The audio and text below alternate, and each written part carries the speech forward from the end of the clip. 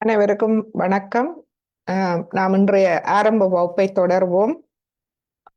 ஆஹ் ஆரம்பத்தில் நாம் கவன பயிற்சி செய்வோம். இரு கைகளையும் ஸ்ரீ மாத்திச்சியை நோக்கி வைத்து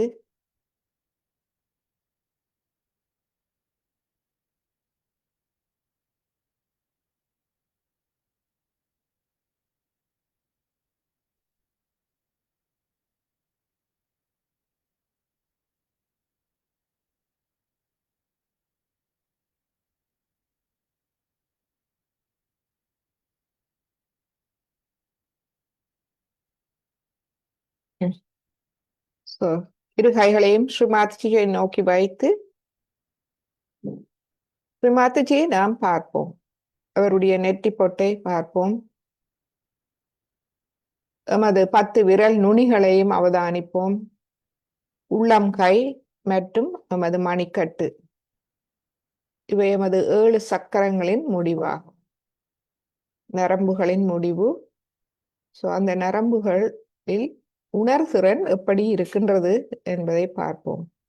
அது எமது சக்கரங்களின் நிலைகளை நமக்கு காட்டி தருகின்றதா என்று பார்ப்போம்.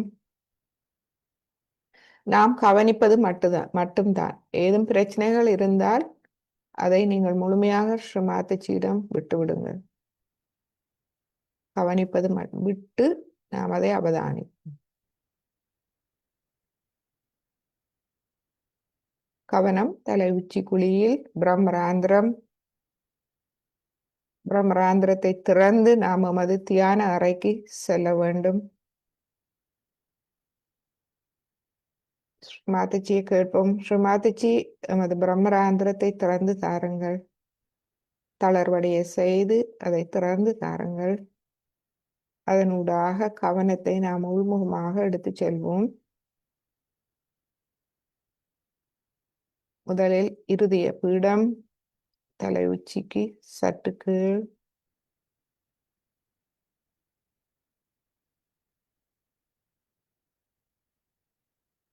தூய்மையான, நேர்மையான, உண்மையான இருதயம். நமது இருதய பீடத்தை நாம்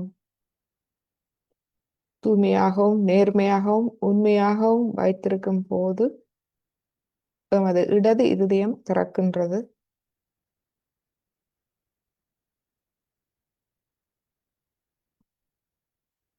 அங்கு நாம் ஆத்மாவை உணர ஆரம்பிக்கின்றோம்.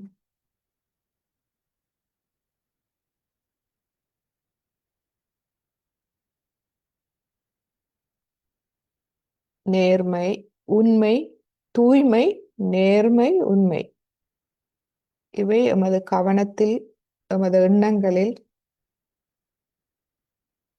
இருந்தால் எமது இருதய பீடம் திறக்கின்றது.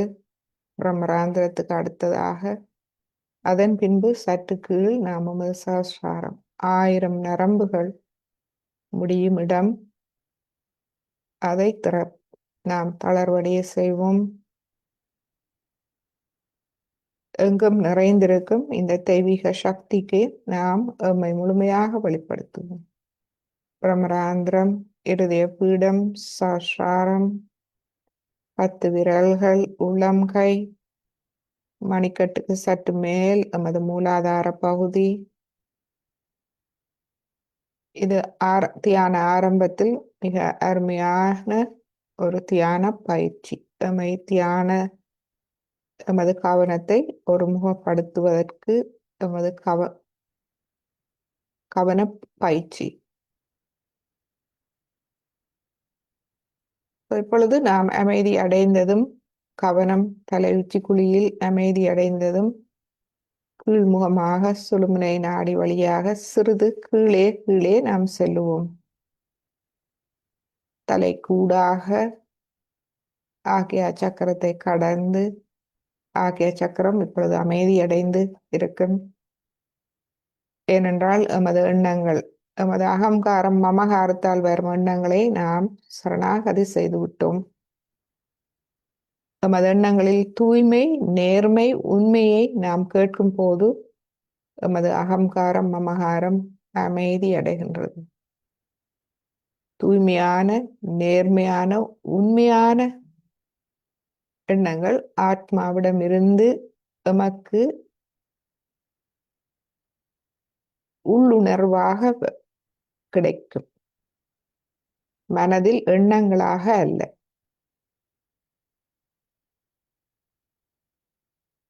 எனவே நாம் நமது இருதயத்தில் தூய்மை, நேர்மை, உண்மையை கேட்கும் போது இருதய பீடத்தில் நமது இருதயம் திறக்கின்றது.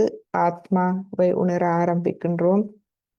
எனவே எமது அகங்காரம், மமகாரம் அமைதி அடைகின்றது. கீழ்முகமாக கவனத்தை எடுத்துச் செல்வோம். விசுதி சக்கரம் நான் பரபிரம்மத்தின் ஒரு அங்கம். அந்த ஒரு அங்கமாக இருந்து நான் பரபிரம்மத்தையே அனுபவிக்கின்றேன். சாட்சி பாவ நிலையில் எனது குறைகளை நான் சாட்சியாக பார்க்கின்றேன். நமக்குள் இருக்கும் குறைகள், அதை பார்த்து நாம் பயப்பட வேண்டிய அவசியமில்லை. அது சாதாரணமானது, அனைவருக்கும் இருக்கின்றது. நாம் குற்ற உணர்வு கொள்ள தேவையில்லை. ஏனென்றால் அது சில நேரங்களில் அது எம்முடையது மட்டுமல்ல, கூட்டாக நாம் உணர்கின்றோம். எமது வேலை அவற்றிலிருந்து நாம் எம்மை விடுவிப்பது. சாட்சி பாவ நிலையில் உண்மையை உணர்வோம். நான் ஒரு தூய ஆத்மா, பரமாத்மாவின் ஒரு அங்கமாவேன். பரமாத்மாவை பிரதிபலிக்கின்றேன். கடந்த காலம் முடிந்த ஒன்று, எதிர்காலம் முழுமையான பாதுகாப்பு. நாம் சரணாகதி செய்யும் போது எதிர்காலம் முழுமையாக பாதுகாக்கப்படுகின்றது.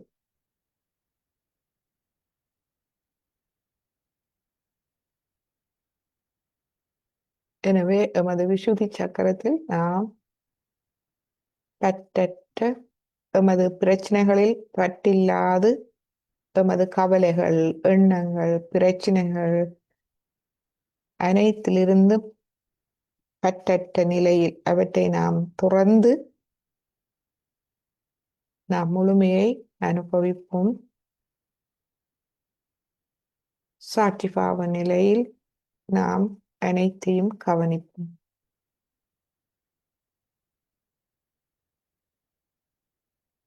சற்று கீழ் எமது இருதயத்துக்கு எடுத்துச் செல்லலாம். எடுத்துச் செல்வோம்.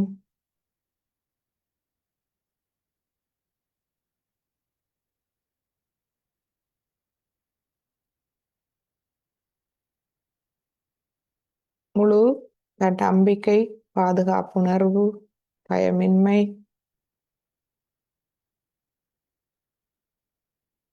நாபி பவசாகரம்,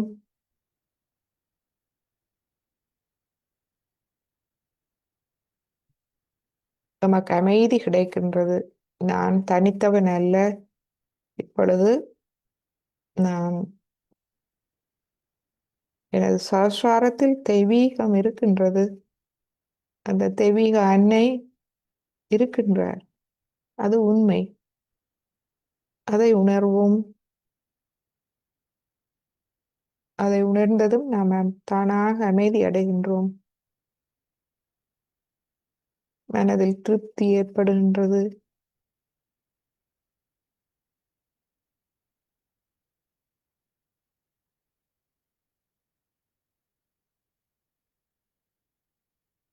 பவசாகரம், தர்மம், சத்தியம், உண்மையை நாம் தர்மத்தோடு, சத்தியத்தோடு, உண்மையில் இருந்தால் தெய்வீகம் நமக்கு இலகுவாக கிடைக்கின்றது.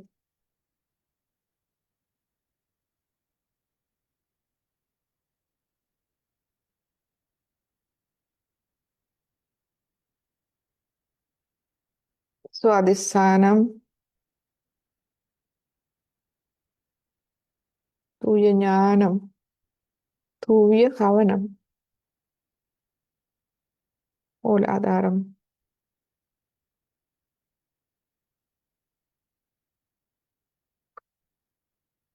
மூலாதாரத்தில் எமது மன உறுதி, அதாவது எமது தூய விருப்பம், இந்த ஆத்ம வளர்ச்சியில் நான் முன்னேற வேண்டும், எனக்கு இருக்கும் அனைத்து தடைகள், சவால்களை நான் எதிர்கொண்டு முன்னேற வேண்டும். நாம் இதில் இந்த தியானத்தை ஆரம்பித்த போது எமக்குள் இருக்கும் சவால்கள் நாம் இலகுவாக சமாளித்து விடலாம். ஆனால் வெளியில் இருந்து நிறைய சவால்கள் வரும். குடும்பத்தில் இவன் பிள்ளைகள், கணவன், மனைவி, அவர்களிலிருந்து கூட சவால்கள் வரலாம். இவை அனைத்தும் நமக்கு முன் வைக்கப்படுகின்றது. ஏனென்றால் நாம்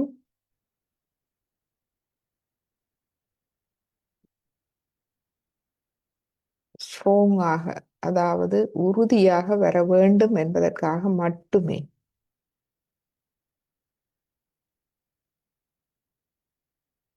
எனவே அவை வரும்போது பயப்படக்கூடாது. இவை ஏன் எனக்கு முன்னால் வருகின்றது, இதை நான் எவ்வாறு சமாளிப்பது? பல வழிகள் இருக்கலாம். வழிகள் தெரியாவிட்டால் ஒரே ஒரு வழி, ஸ்ரீமாத்திஜியின் உதவியை நாடுவது. தாயே, இந்த சவாலை நான் எவ்வாறு சமாளிப்பது?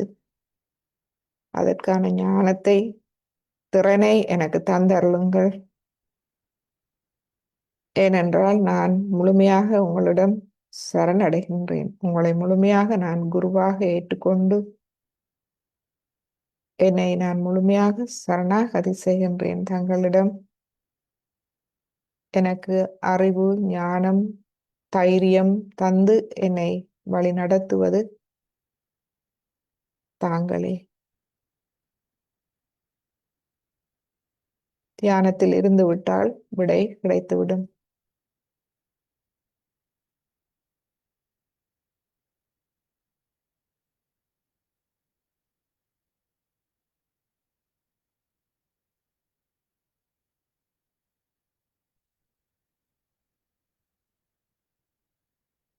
எனவே இப்பொழுது நமக்கு இருக்கும் அனைத்து சவால்களையும், உள்ளுக்குள் இருக்கலாம், இன்னமும் நாம் சில சவால்கள், எதிர்மறை சக்திகள், அசுர குணங்கள் இன்னமும் நமக்குள் இருந்து எம்மை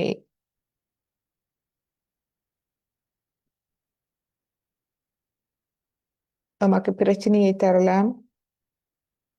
வெளியில் இருந்தும் நிறைய சவால்களை நாம் எதிர்கொள்ளலாம். இவை அனைத்தையும் நாம் சரணாகதி செய்து தியான நிலைக்கு செல்லுவோம். குண்டலினி அன்னையை நாம்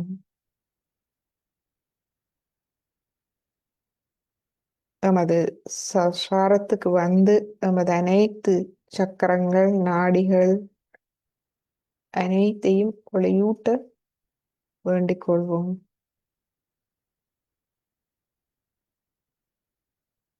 இந்நிலையில் அமைதியாக இந்த பாடலை கேட்டு நாம் தியானத்தை ஆரம்பிப்போம்.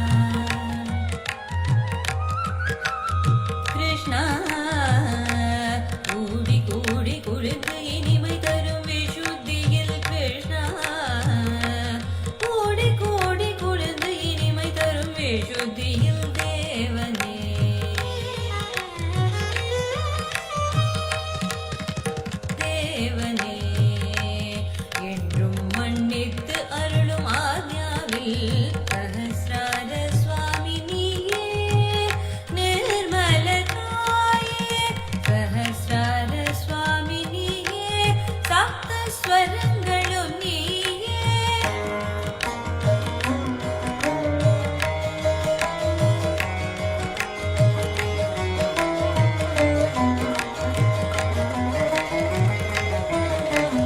சஹஸ்ரார சுவாமி நீயே, நிர்மல தாயே, ஆயிரம் இதழ் கொண்ட தாமரை பூவாய் மலர்வாய், மனம் தருவாய், ஒளி சுடராய் உன்னுடன் ஒன்றிடவே தாயே, என்னை காக்கும் தெய்வமும் நீயே, எழுந்தருள்வாய் குண்டலினி தாயே, என்னை காக்கும் தெய்வமும் நீயே, எழுந்தருள்வாய் குண்டலினி தாயே, என்னை காக்கும் தெய்வமும் நீயே.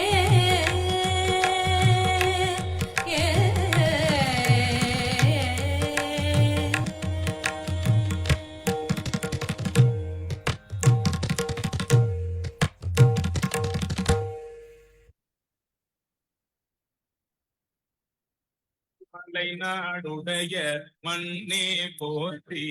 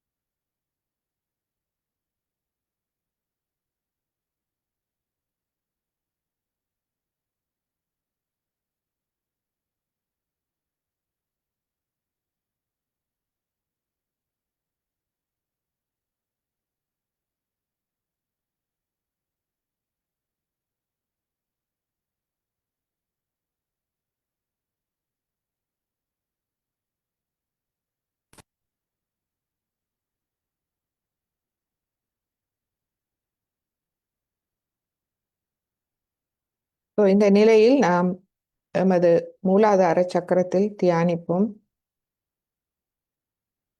நாம் இந்த ஆரம்ப வகுப்பில் மூலாதார சக்கரத்தை நாம் இப்பொழுது விரிவாக பார்க்கின்றோம். மூலாதார சக்கரத்தின் தெய்வ தன்மைகள், தெய்வீகம் இரண்டை நாம் பார்த்தோம். ஸ்ரீ கணேசா, ஸ்ரீ கார்த்திகேயா.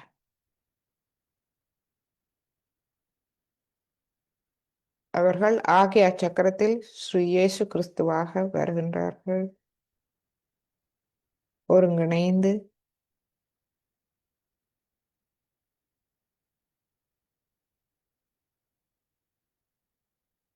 மூலாதார சக்கரத்தில் நாம் கவனத்தை போடுவோம். மூலாதார சக்கரத்தில் இந்த 4 இதழ்கள் இருக்கின்றது. இந்த 4 இதழ்கள் தியானத்தை நாம் 1 வருட காலம் தொடர்ந்து செய்யலாம். ஏனென்றால் மூலாதாரம் மிக உறுதியாக எமக்குள் நிறுவப்பட வேண்டும். அதுவே எமது வாழ்வின் ஆதாரம், அத்திவாரம். அத்திவாரத்தை நாம் சரியாக போட்டுவிட்டோம் என்றால் மற்ற சக்கரங்கள் தானாக வளமடைகின்றது.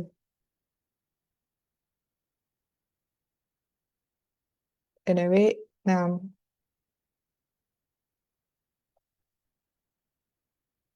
ஸ்ரீ சிவா சக்தி புத்திரர்கள், ஸ்ரீ விநாயக பெருமான், ஸ்ரீ கணேசா மற்றும் ஸ்ரீ கார்த்திகேயா அவர்களின்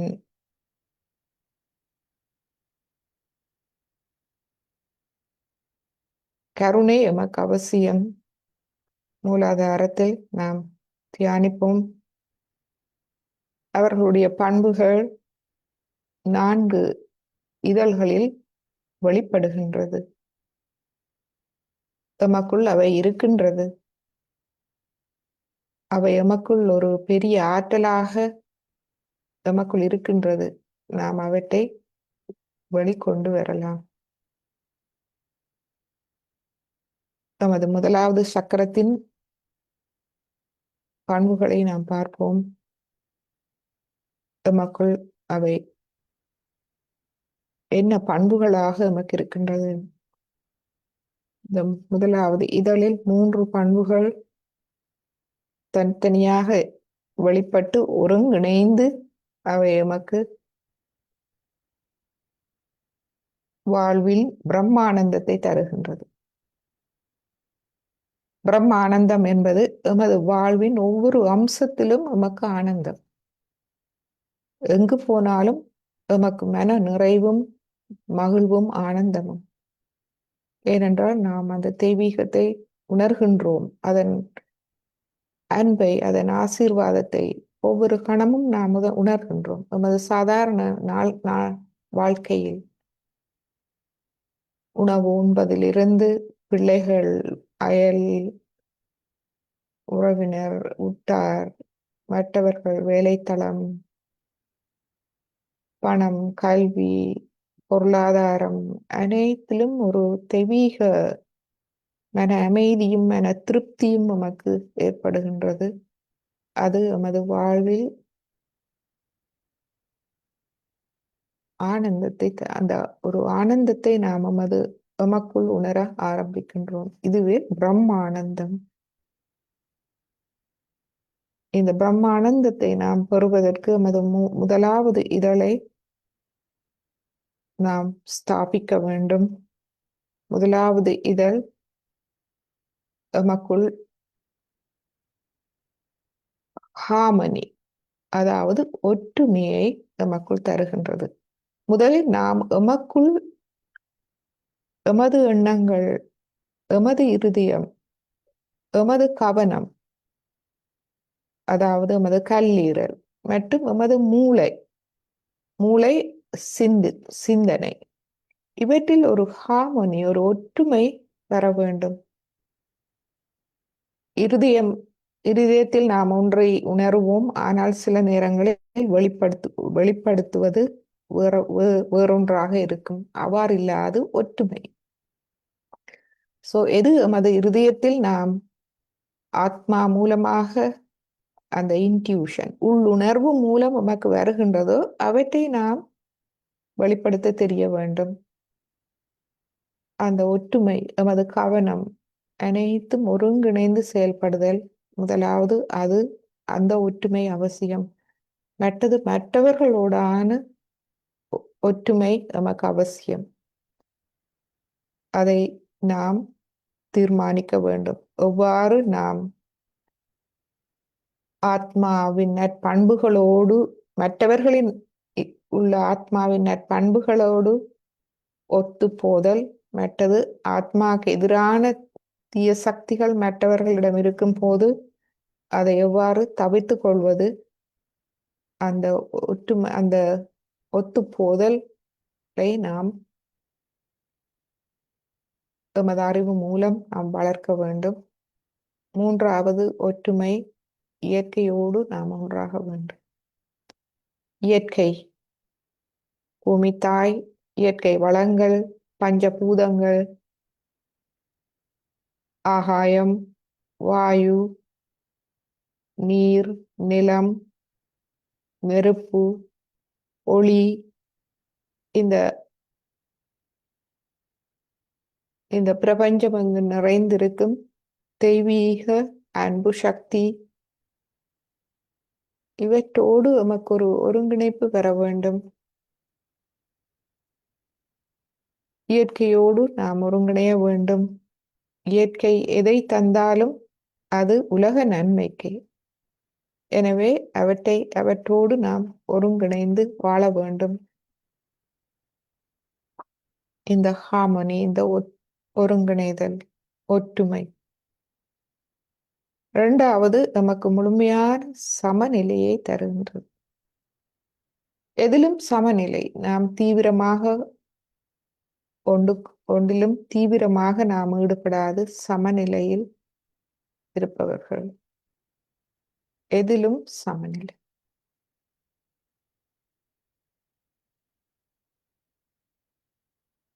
மூன்றாவது, எமது உணர்திறன். எதுக்கு உணர்திறன்? ஸ்ரீ கணேசரின் நற்பண்புகளுக்கு உணர்திறன். அதாவது அவருடைய குழந்தை உள்ளம், கள்ளம், கபடம், சூதுவாது, ஒளிவு மறைவு இல்லாத அவருடைய குழந்தை உள்ளத்துக்கு உணர்கிறேன். அது எமக்குள் இருக்க வேண்டும். எமக்குள் அந்த உடனடியாக இந்த கள்ளம் கபடம் சூதுவாது அல்லது ஒளிவு மறைவு எமக்குள் இருந்தால் உடனடியாக அது நமக்கு தெரிய வேண்டும். அந்த உணர்திறன் நமக்குள் இருக்க வேண்டும். ஓ, இது சரியல்ல. அந்த ஸ்ரீ கணேசரின் குழந்தை உள்ளம் வெளிவர வேண்டும். அதே போல் எங்கும் நாம் அந்த உணர்திறனை கொண்டிருக்க வேண்டும். அதன் மூலமாக நாம் நம்மை பாதுகாத்துக் கொள்ளலாம். இந்த 3 தன்மைகளும் ஒருங்கிணைந்து எமக்குள் ஒரு களங்கம் இல்லாத ஒரு தூய்மையான ஒரு ஆனந்தத்தை நமக்கு தருகின்றது. இந்த தூய்மை இதுவே கற்பின் அடையாளம், பவித்திர தன்மை. இந்த பவித்திர தன்மை நமக்கு பிரம்மானந்தத்தை தருகின்றது. எனவே இதில் நாம் பிரார்த்திப்போம், ஸ்ரீ மாதாஜி எமது இந்த முதலாவது இதழை முழுமையாக வளம்படுத்தி நமக்கு பிரம்மானந்தத்தை தந்தருளுங்கள். இந்த பண்புகளை நமக்குள் விரிவடைய செய்து மேலும் மேலும் பலப்படுத்தி நமக்கு பிரம்மானந்தத்தை தந்தருளுங்கள் தாயே. எமது வாழ்வில் இது இந்த முதலாவது இதழ் பூமி தத்துவத்தோடு, பூமி தாயோடு இணைக்கப்பட்டிருக்கின்றது எப்பொழுதும்.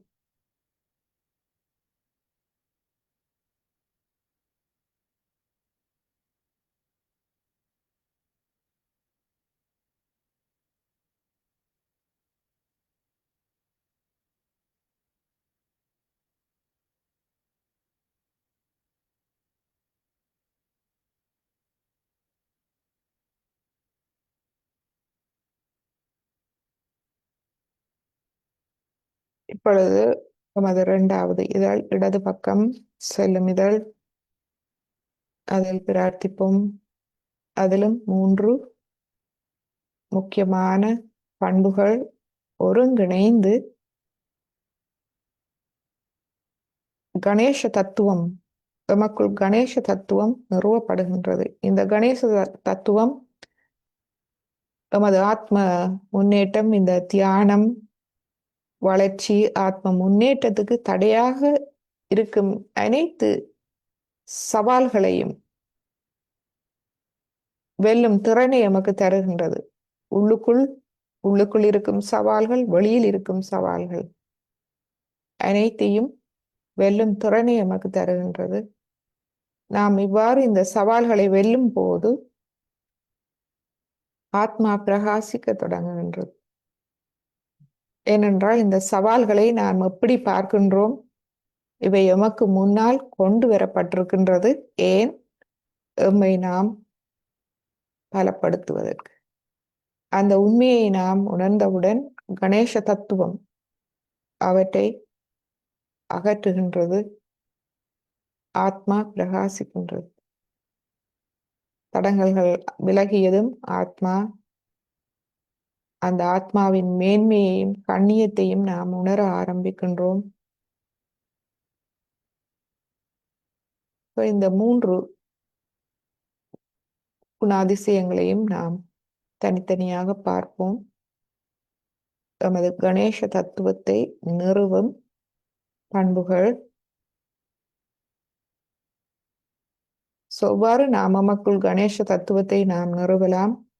இந்த உலக சலனங்கள், சபலம், கவர்ச்சி, தூண்டுதல் என்பவற்றை ஆளும் திறனை எமக்கு தருகின்றது இந்த இதழ். அந்த இதழில் இந்த திறன் இருக்கின்றது. ஒளியூட்டும் போது அது வெளிவருகின்றது.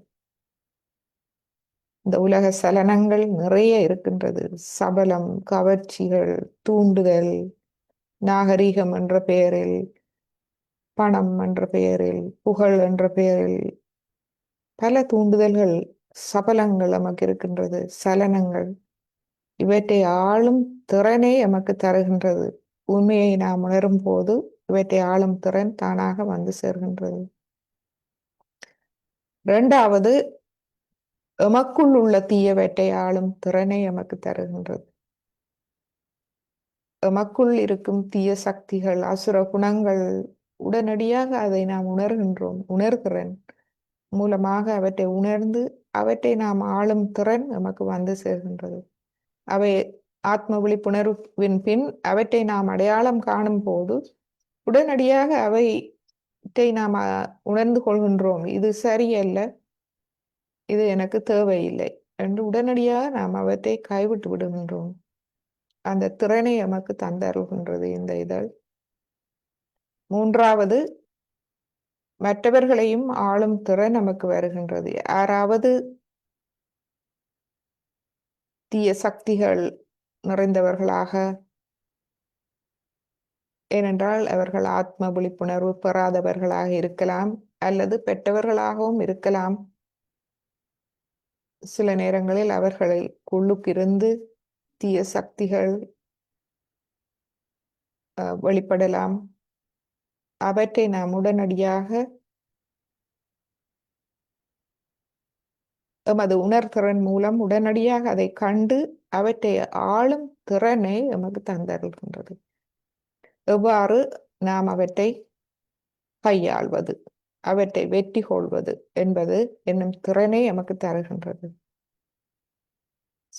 இவை அனைத்தும், இந்த அனைத்து சக்திகளும் எம்மீதான தெய்வீகத்தின், எமக்குள் இருக்கும் தெய்வீகத்தின் மீதான தன் நம்பிக்கையை எமக்கு தருகின்றது. எமக்கு அந்த தன் நம்பிக்கையை தருகின்றது. அந்த தன் நம்பிக்கை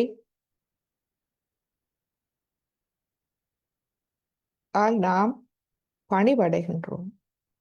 அந்த தன் நம்பிக்கை எமக்கு முழுமையான, அந்த இறைவன் முன்பு முழுமையான பணிவை, தாழ்மையை எமக்கு தந்து தருகின்றது.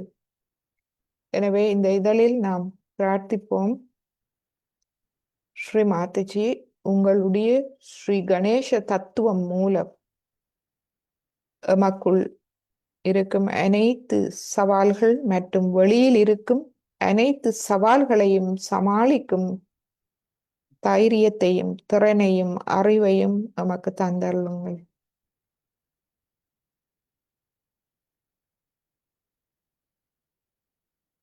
இரண்டாவது பிரார்த்தனை, எனது ஜீவனில் உள்ள ஒவ்வொரு கலத்தையும், நாடி நரம்புகள், சக்கரங்கள், ஒவ்வொரு கலத்தையும் ஆத்மாவின் கண்ணியத்தாலும் மேன்மையாலும் நிரப்பிவிடுங்கள்.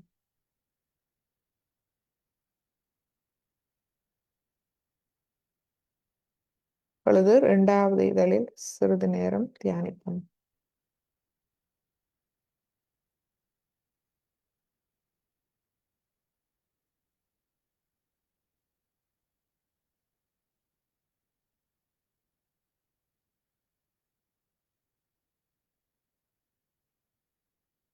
இப்பொழுது மூன்றாவது இதழ்.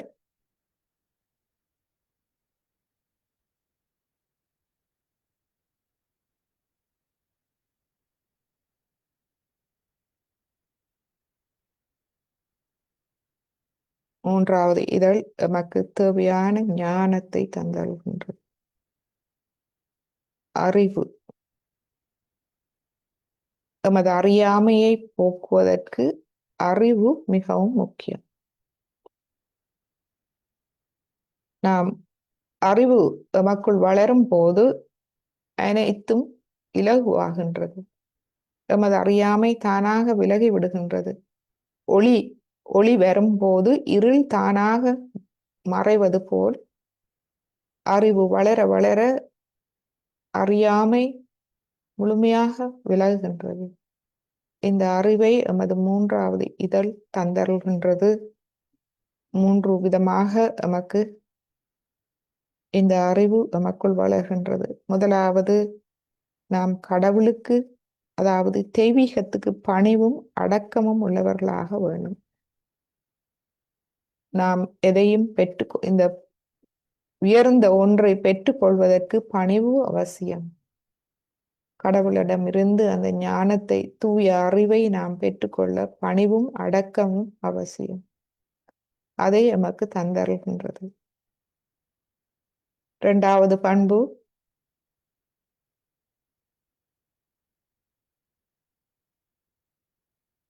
எமக்குள் விவேகம், அறிவு, நுட்பம், ஞானம், அந்த மெய்யறிவு அவை எமக்குள் இருக்கின்றது. அதை பெறும் ஒரு தூண்டுதல், ஒரு ஆசை, ஒரு விருப்பம் நமக்கு வந்து சேர்கின்றது. மூன்றாவது,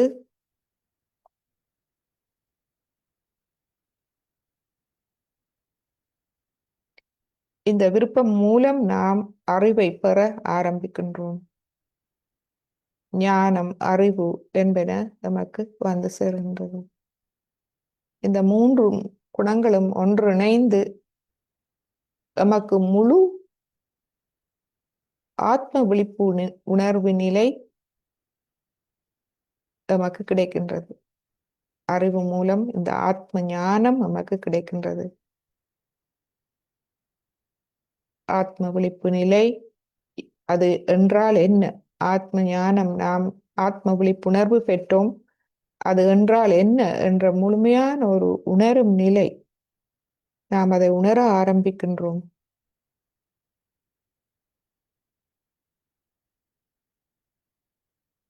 சாட்சி பாவ நிலை நமக்கு வந்து சேர்கின்றது. ஏனென்றால் ஆத்ம விழிப்புணர்வு மூலம் நான் ஒரு தூய ஆத்மா, பரமாத்மாவின் ஒரு அங்கம் ஆவேன். எனவே சாட்சி பாவ நிலை நமக்கு வந்து சேர்கின்றது. இந்நிலையில் நாம் ஆதி நூல்கள், அறநூல்கள், உண்மை தத்துவங்கள், அவதாரங்களால் சொல்லப்பட்ட உண்மை தத்துவங்கள், மெய்மை அனைத்தையும் நாம் புரிந்து கொள்ளும் திறன் நமக்கு வந்து சேர்கின்றது. எந்த அவதாரங்கள் உண்மையானவை, எந்த குரு உண்மையான குரு, எது உண்மை, எது தர்மம், இந்த அறிவு ஞானம் நமக்கு தானாக கிடைக்கின்றது, நமக்குள் விருத்தி அடைகின்றது இந்த இதழ் மூலமாக.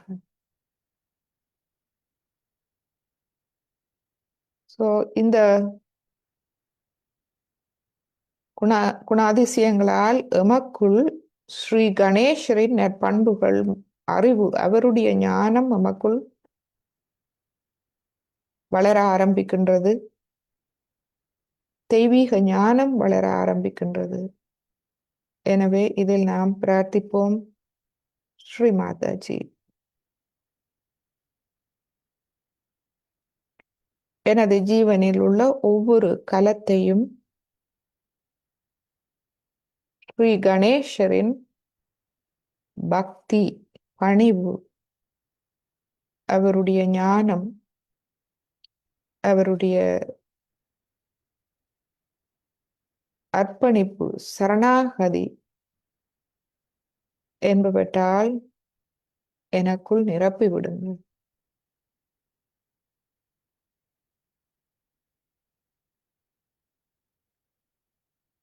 ஸ்ரீ கணேசரின் அந்த களங்கமில்லாத அந்த தூய தெய்வீக ஞானத்தை எனக்கும் தந்தருளுங்கள்.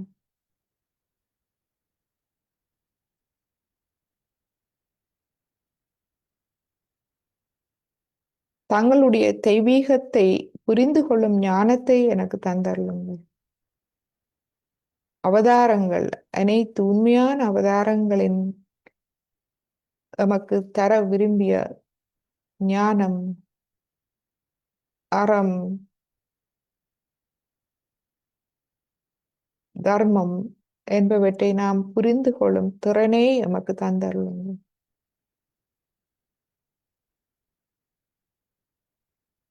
இந்த இதழில் நாம் சிறிது நேரம் தியானிப்போம்.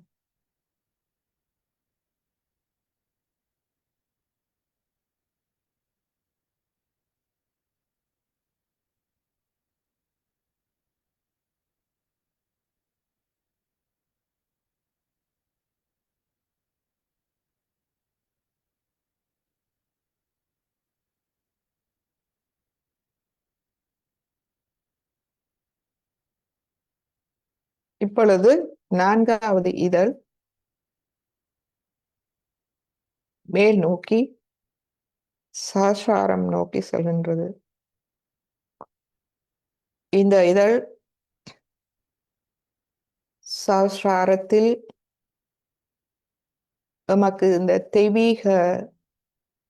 தெய்வீகத்தின் ஆசீர்வாதங்கள், அந்த தெய்வீகத்தின் அன்பை நாம் சஹஸ்ராரத்தில் பெற்றுக்கொள்கின்றோம். இந்த இதழ் அதை பெற்றுக்கொள்கின்றது. இந்த இதழே அதை பெற்றுக்கொள்கின்றது. மூலாதாரத்தின் 4வது இதழ். எனவே இந்த இதழ் வளமடைந்தால் மட்டுமே நாம் தெய்வீக அன்பை உணர முடியும். இந்த இதழின் பண்புகளை நாம் பார்ப்போம். இங்கு 3 பண்புகள் ஒருங்கிணைந்து அந்த தன் திறமையை நமக்கு தருகின்றது.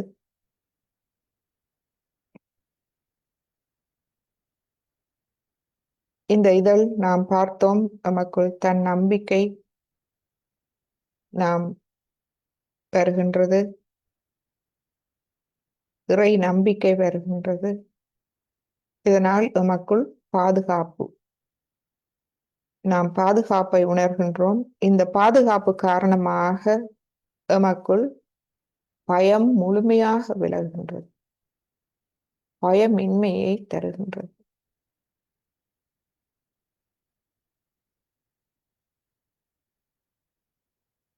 அடுத்த பண்பு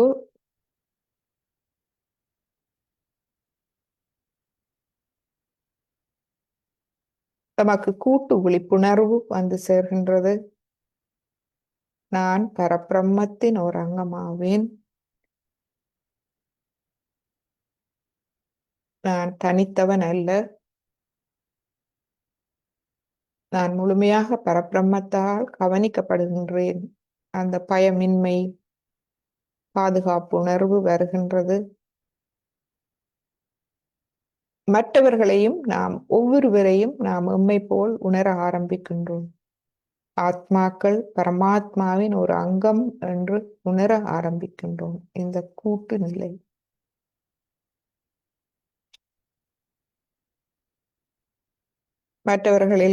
மற்றவர்களையும் நாம் எம்மை போல் ஒரு பாகமாக, ஒரு முழுமையின் ஒரு அங்கமாக நாம் உணர ஆரம்பிக்கும் போது தர்மத்தின் சக்தி எமக்குள் அதிகரிக்கின்றது. ஏனென்றால் எனது ஒரு பாகத்தை நான் மற்றவனாக பார்க்கின்றேன், மற்றவர்களை என்னுடைய ஒரு அங்கமாக நான் பார்க்கின்றேன். எனவே கெட்டவை அனைத்தும் அழிந்து தர்மத்தின் சக்தி எமக்குள் அதிகரிக்கின்றது. இந்த தர்மத்தின் சக்தி அதிகரிக்கும் போது நாம் தர்மத்தின் திருவுருவமாக மாறுகின்றோம். எமது வாழ்வு தர்மம் நிறைந்ததாக, உண்மை, சத்தியம், நேர்மை நிறைந்ததாக மாறுகின்றது.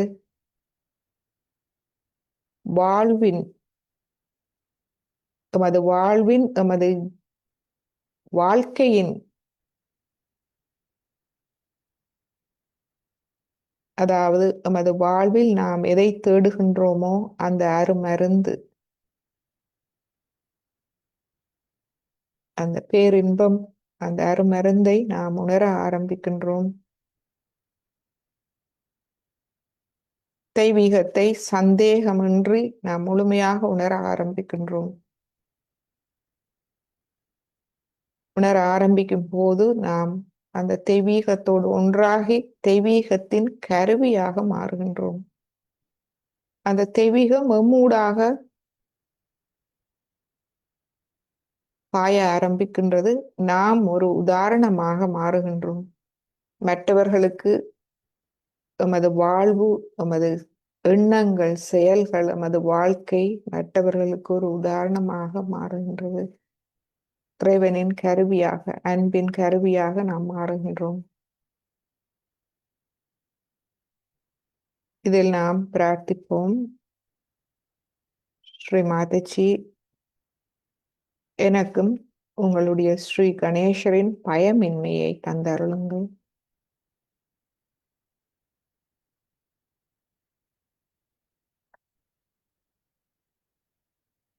எனது ஜீவனில் உள்ள ஒவ்வொரு கலத்தையும் அந்த தெய்வீக அன்பால், அந்த அருமருந்தால், அந்த அமிர்தத்தால் நிரப்பி விடுங்கள்.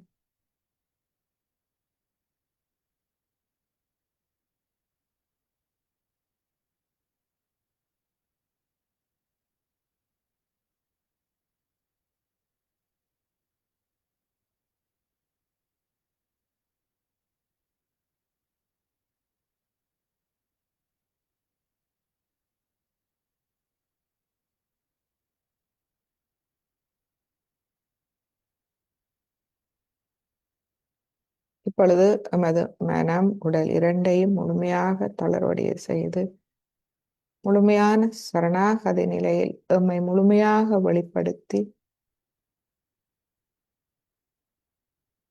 சிறிது நேரம் தியானத்தில் இருப்போம். கவனம் தலை உச்சிக்குழியில், உச்சிக்குழியை அதாவது பிரம்மராந்திரத்தை திறந்து, இருதய பீடத்தை திறந்து, சவசாரத்தில் 1000 நரம்புகளையும் தளர்வடைய செய்து, இந்த தெய்வீக அன்புக்கு வெளிப்படுத்தி சிறிது நேரம் தியானத்தில் இருப்போம்.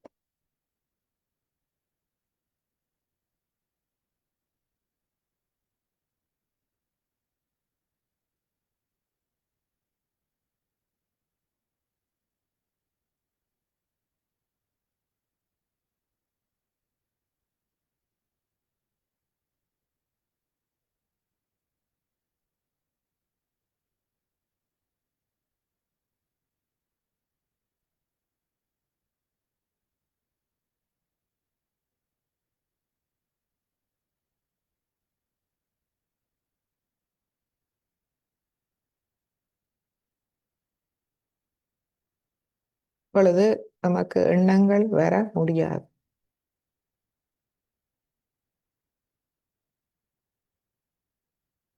அவை அகங்காரம், மமகாரம், முழுமையான சரணாகதியில் எண்ணங்கள் இல்லை.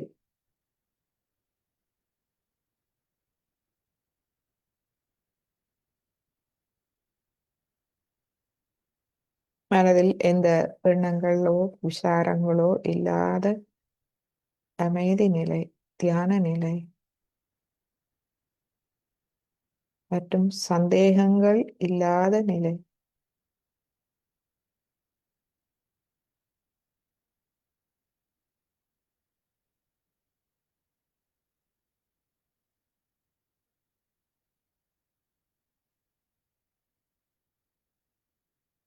மீண்டும் எம்மை சிறிது கவனிப்போம். 10 விரல் நுனிகள், உள்ளங்கை, மூலாதார மணிக்கட்டு பகுதி, தலை உச்சிக்குழி.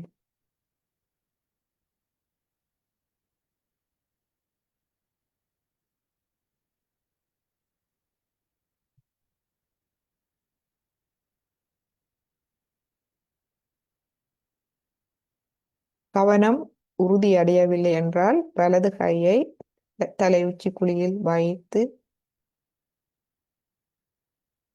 சிறிது நேரம் கவனிக்கலாம். கவனம் உறுதியடைந்ததும் கையை நாம் மீண்டும் மடக்கி கொண்டு வரலாம். மணிக்கட்டு பகுதியில் மூலாதார சக்கரத்தின் அந்த இருப்பிடத்தை நாம் கவனிப்போம்.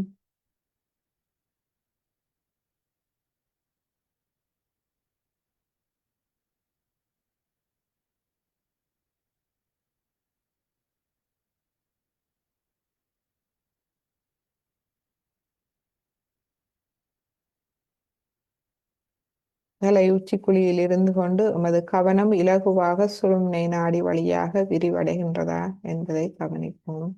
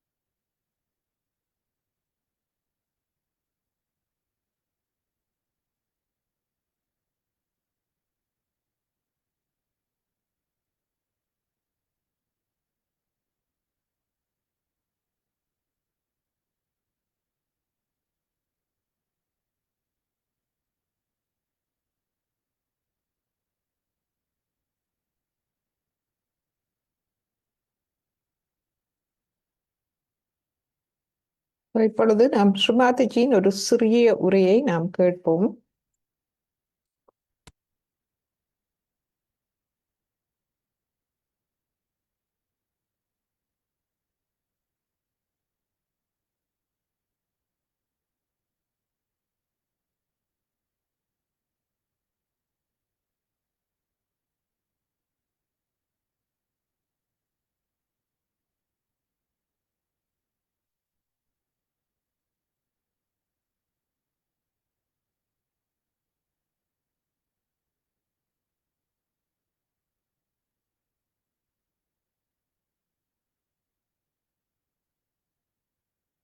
நாம் தியானத்தில் முன்னேற வேண்டுமானால் நமது சாட்சி பாவ நிலையை நாம் நிறுவ வேண்டும்.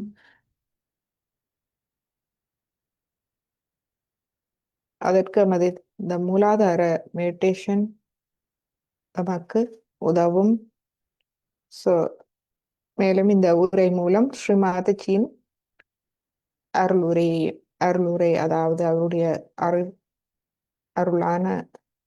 அருள் நிறைந்த அன்பான அறிவுரையையும் நாம் கேட்போம். அது பற்றி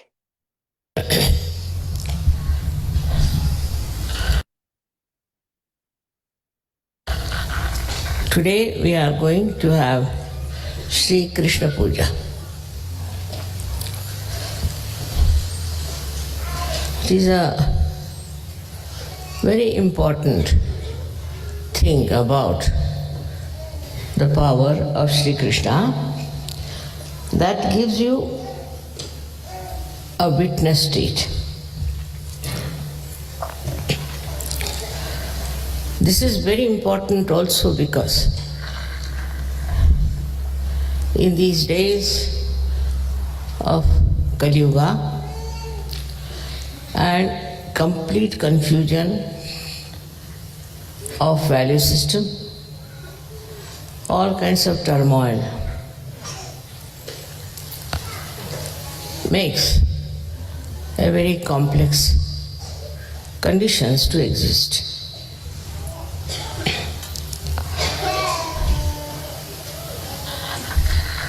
The state of witnessing is only possible through meditation. You reach the state of thoughtless awareness. It's combined together. Now the witness state is such a state where you just do not react.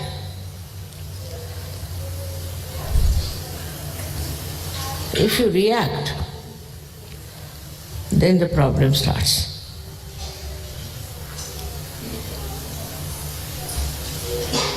It's a very simple thing to understand that we react through our ego or through our conditioning. Otherwise, there is no way to react. But witness state is not a mental state. It is a state of a spiritual ascent where you become a witness. Best way to practice witness state is not to criticize anyone.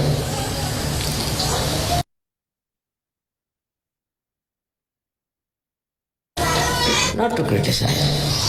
I've seen people who are all the time criticizing others.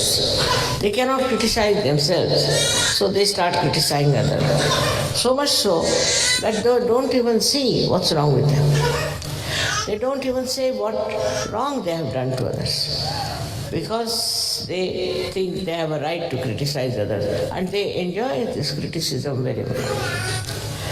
Actually, there's nothing to be criticized. You just watch and see for yourself. That's all is your right. You have no right to criticize anyone or anything. But some people think if you do not criticize, then it will go on like this and it will never stop. It's not that. Once you watch the thing yourself, only just watch, your attention itself is enlightened now with that enlightened attention, you can just watch and stop the nonsense that is there. But we are always conscious that we are something great and we have to do this and we have to do that.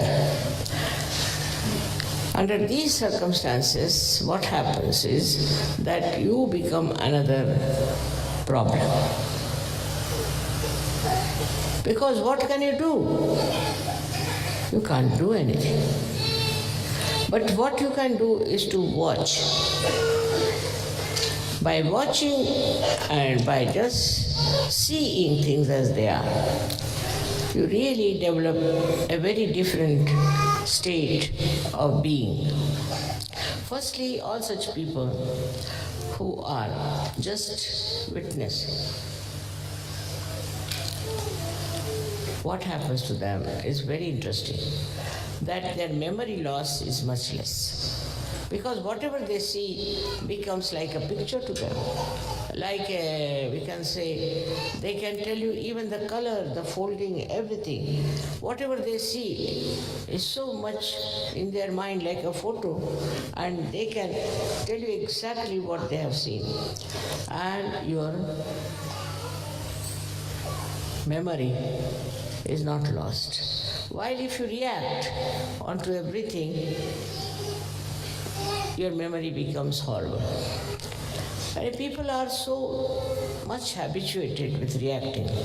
It can be very, very dangerous, because once you start losing your witness state, you can fall into negative collectivity. And thus, this negative collectivity acts in such a bad manner that all the conflicts of the world, all the problems of the world perhaps are related with this.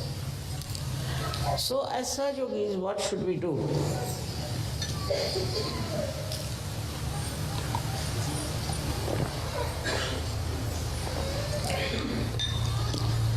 We should not react.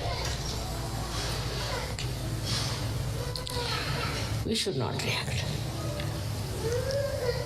If you see something wrong, all right, you meditate on that. You meditate. If you find anything wrong happening, all right, meditate on that. If somebody is unkind to you, at that moment, do not react. Afterwards, when that person is quietened, you tell him or tell her. So, this power of witnessing, you all should develop. Try to develop it. That when you are reacting, stop reaction. Stop reaction about everything. You will be amazed. You will find yourself a very, very powerful person, in the sense you will have no ambitions, you will have no desires, you will have no special fondness or anything. But just you are witnessing the drama. It's very interesting to witness also, because then you understand the humor behind everything. And when in the collective all of you have that witness state, you can do wonders without doing anything, without saying anything, without acting. Only your presence itself can work it out. I don't say that it will have effect on everyone, no, can't say. But most of the people, any person who is in that state, he is the one who brings peace, he brings joy.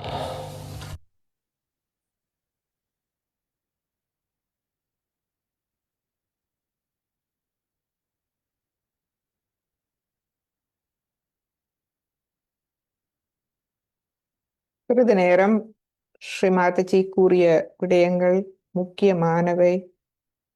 அவற்றை நாம் உள்வாங்கி தியானத்தில் இருப்போம். இந்த உரையை நாம் மீண்டும் கேட்கலாம்.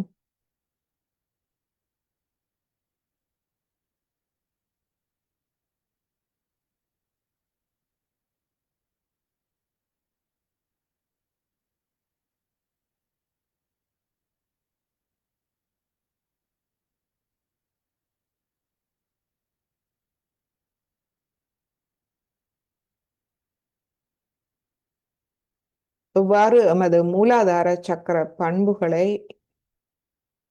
நாம் நாம் நிலைநாட்டும் போது மற்ற சக்தி மையங்கள் இலகுவாக நிலைநாட்ட இலகுவாக இருக்கும். இன்றைய உரையில் நாம் அதை காணலாம். விசுத்தி சக்கரம், சாட்சி பாவ நிலை, மூலாதாரம் வளமடையும் போது விசுத்தி சக்கர பண்புகள் தானாக வளமடைவதை நாம் காணலாம்.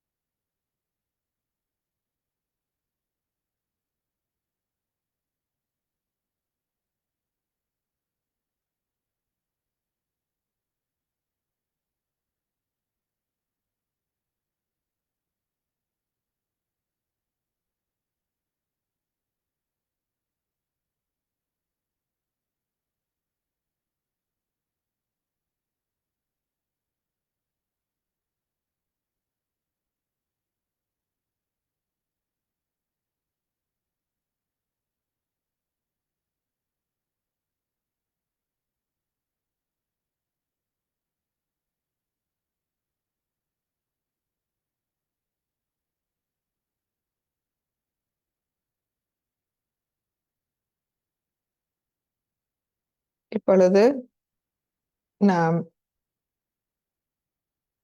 எமது இதயபூர்வமான நன்றிகளை ஸ்ரீ மாதாஜிக்கு தெரிவித்து இன்றைய தியானம், அறிவுரைகள்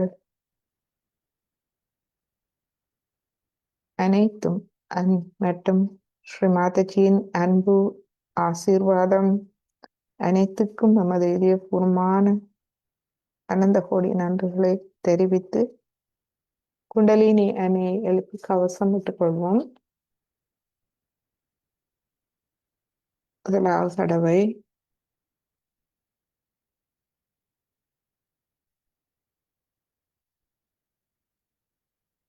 நன்றாக கைகளை மேலே கொண்டு போய் ஒரு முடிச்சு போடுவோம்.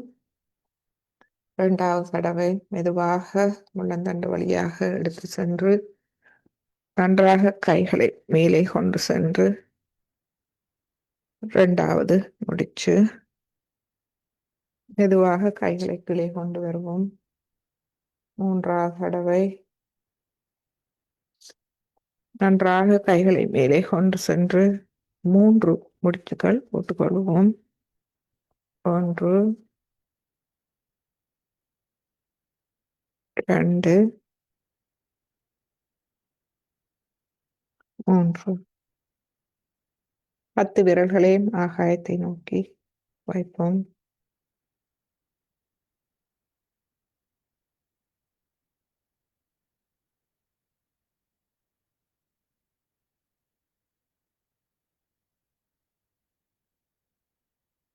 மெதுவாக கைகளை கீழே கொண்டு வருவோம். இருதய மட்டத்தில் வைப்போம்.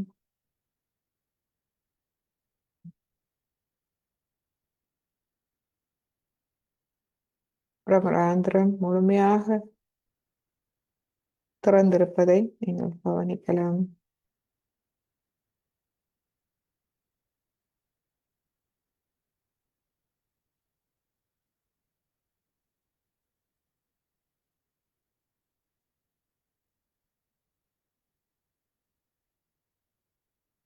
மெதுவாக கைகளை நாம் அடுக்கிக் கொண்டு வருவோம். கவசம் எடுத்துக்கொள்வோம். மூலாதாரம், சுவாதிஷ்டானம், நாபி கவசாகரம், இருதயம், விஷுதி, ஆக்ய, சஹஸ்ரார. இரு கைகளையும் கூப்பி ஸ்ரீமாதிஜி மீண்டும் வணங்கி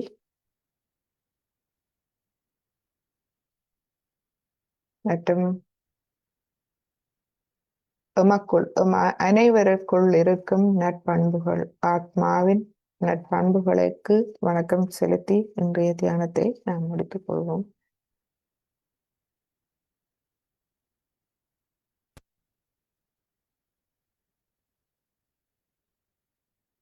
இன்று நம்மோடு இணைந்து கொண்ட அனைவருக்கும் நமது அன்பான வணக்கங்களும் நன்றிகளும்.